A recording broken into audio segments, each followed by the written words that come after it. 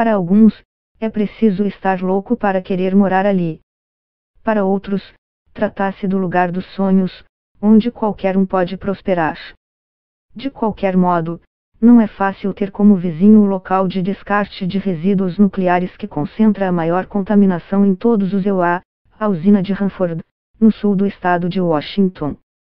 Desativado em 1987 após 44 anos em operação, o local passa desde então por um longo e complexo processo de limpeza. Nasci em Richland em 1955 e aqui fui criado, diz a Notícias Mundo, o serviço em espanhol da Notícias. Bob Thompson, prefeito dessa cidade que, ao lado de Kennewick Pasco, se destaca por sua proximidade com a antiga usina nuclear. A região depende do dinheiro destinado à limpeza da usina, admite Thompson, para quem há um forte estigma associado à vida no local. Isso não vem de nós, moradores, mas sim das pessoas de fora. É por isso que estamos tendo esta conversa, não? Por causa do estigma, diz. Segundo ele, é exagerada a atenção dada a qualquer incidente ocorrido em Hanford. Os esforços cotidianos de limpeza não despertam interesse, mas qualquer vazamento ou acidente, sim, afirma. A assessoria de imprensa de Hanford City enviou a Notícias informações sobre o processo de limpeza nuclear, tido como um dos maiores do mundo e que ainda levará décadas para ser concluído. Em 1989, o Departamento de Energia do EUA e o Departamento de Ecologia de Washington firmaram um acordo para tratar as instalações. Durante as 4 décadas de atividade em Hanford, foram geradas milhões de toneladas de resíduos sólidos e centenas de bilhões de litros de dejetos.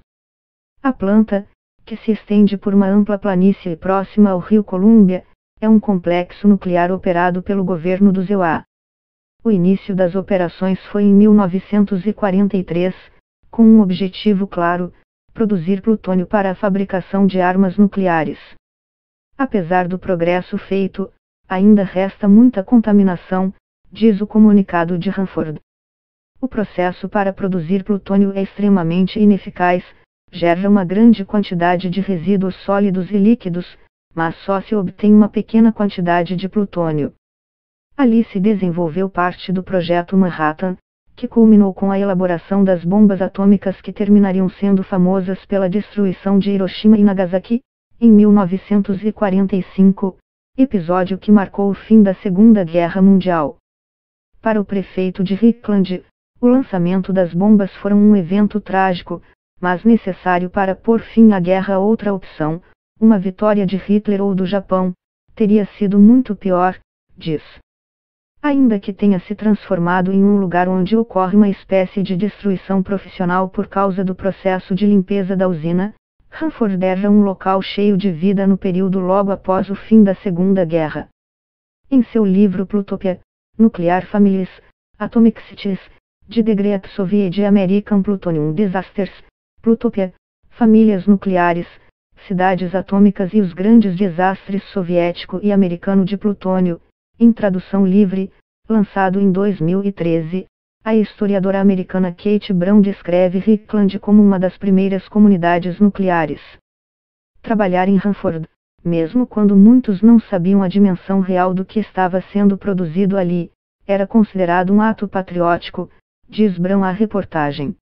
Em sua obra, a historiadora compara a planta de Hanford a de Ozersk, na antiga União Soviética. Ela relata que os diretores de ambas as instalações perceberam que o melhor seria construir o que a autora chama de Plutopia, a ideia de que entrar naquela comunidade de residentes era como ganhar na loteria.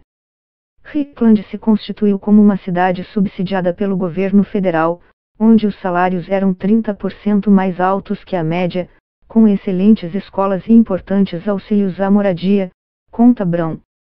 Até os anos 60, todas as minorias foram excluídas de Richland. Os negros e os latinos que trabalhavam na usina eram forçados a viver do outro lado do rio. O prefeito não tem muitas queixas nem más recordações associadas a Hanford. Thompson conta que saiu de sua cidade natal por alguns anos, mas que voltou para abrir um escritório de advocacia para atender as chamadas Tri-Cities Richland, Kennewick e Pasco. As pessoas me olhavam como se eu estivesse louco. Como você vai voltar a viver lá? Me diziam. Quem era de fora pensava que havia risco de explosão e não é assim. É complicado produzir a carga, o plutônio é só ver a dificuldade que estão tendo países como Irã e Coreia do Norte, defende. O prefeito diz que não chegou a ser impactado pela proximidade da usina, ainda ativa durante sua infância e juventude. Era a época da Guerra da Coreia e da crise dos mísseis com Cuba, diz. Nós encarávamos de forma séria as ameaças, tínhamos que nos proteger diante da Rússia e da China.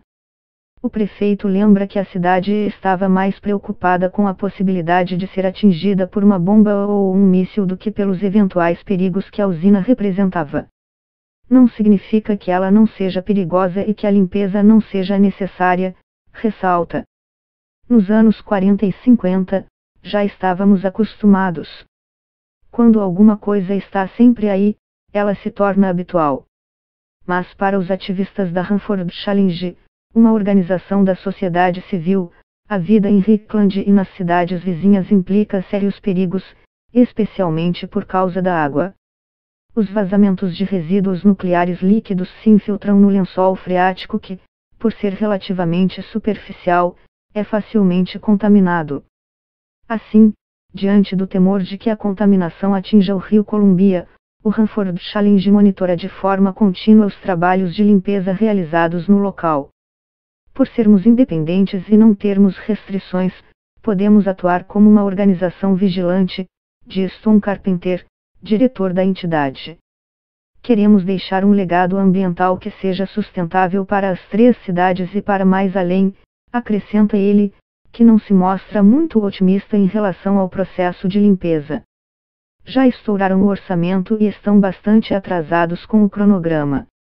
A maior parte dos resíduos nucleares de Hanford estão acondicionados em grandes tanques, à espera do momento em que possam ser transportados para outro lugar. O destino final ainda não está claro. Fala-se na possibilidade de distribuir os resíduos entre os estados de Novo México e Texas, mas por ora não há nenhum lugar para onde possam ser levados. O problema é que alguns dos tanques têm apresentado pequenos vazamentos. Datados nos anos 40 e 50, os recipientes originais já liberaram para o solo pelo menos 3,5 milhões de litros de dejetos líquidos. Hanford chegou a construir tanques com dupla proteção nos anos 70 e 80 e começou a transferir para eles os resíduos radioativos.